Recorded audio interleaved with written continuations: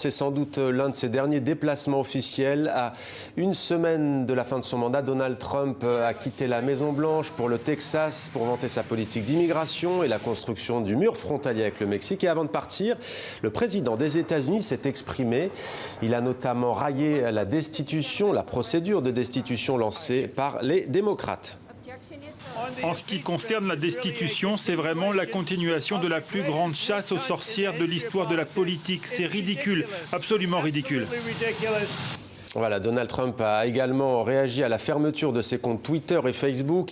Il estime que les réseaux sociaux font, je cite, une erreur catastrophique. Une première réaction à ce sujet qui survient d'ailleurs alors que de plus en plus de voix s'élèvent contre la décision des géants de l'Internet. Le récit de Florent Krebseg.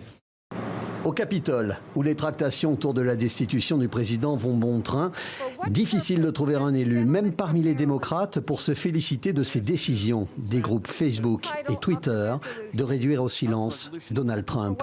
La même unanimité en France, de l'extrême droite, où l'on déplore le contrôle sur l'opinion dissidente, à l'extrême gauche, où l'on se demande à qui le tour, jusqu'aux membres du gouvernement.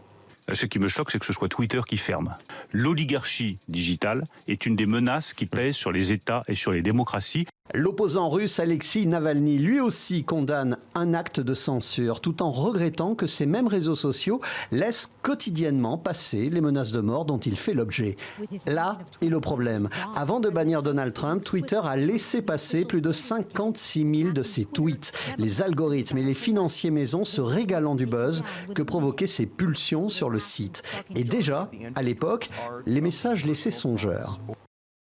Le concept de réchauffement climatique a été inventé par les Chinois. Les médias fake news sont l'ennemi du peuple. Mon bouton nucléaire est plus gros que le nord-coréen et le mien fonctionne. Twitter et Facebook sont donc aujourd'hui accusés d'être des censeurs, après toutes ces années où ils ont laissé faire, aidés en cela par une loi américaine, la section 230, qui dit que les médias sociaux ne sont pas responsables d'éventuels contenus litigieux sur leur site.